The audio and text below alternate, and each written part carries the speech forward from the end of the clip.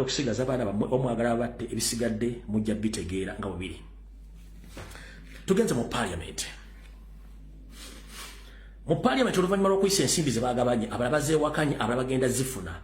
Njala tegeeza deputy speaker wa parliament mukulu Toba Thayebwa aje baliko sebuno baka nsubira bojja bofuna bulungi.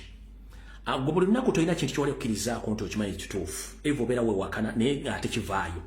Tukimanyi bulungi nnyo nti parliament yafuuka mpuku y'abanyazi nga ne ssente ezimu temuziza ku account muzigabira ku presidential wing, a presidential wing office eziri ku parliament.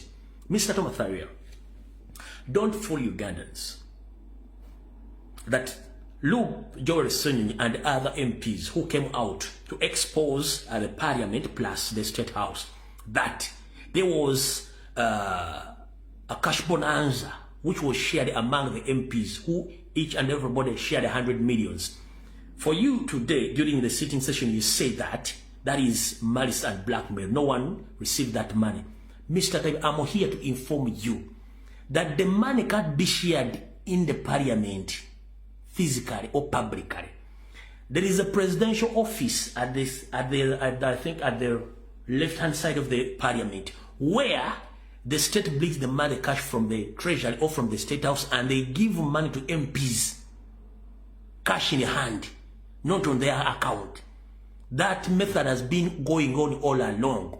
Right now or soon or later, you Tayebwa, I don't know whether you to be Tayebwa or Speaker Anita Amongi, you are about to receive the bills.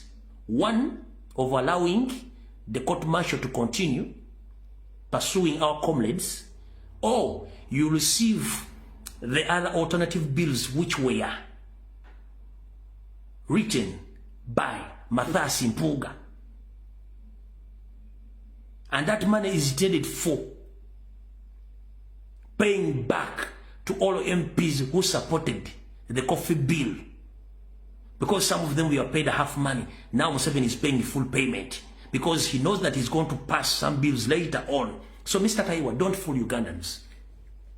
We know, and all leaders, they know how you receive that blood money.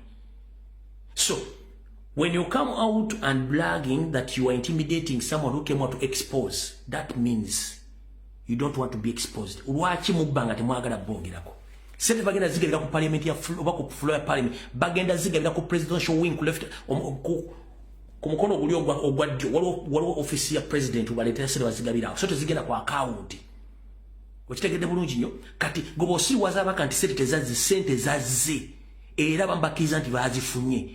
Kati fo obuzibu bwaffe si bwakufuna sente obuzibu. Tayebwa, during your trying moments in opposition, which I don't know whether you ever been in opposition, because I know Museveni used to plant some agents in opposition. We were in FDC and Anita Amongi. You left after dismantling FDC. Now you are supporting NRM and you're in that party on behalf of NRM. You understand? But before, you were very poor. You had nothing. After joining NRM, you started getting money. Up now when you become a deputy speaker. But for you, you can afford when you fall sick and you don't have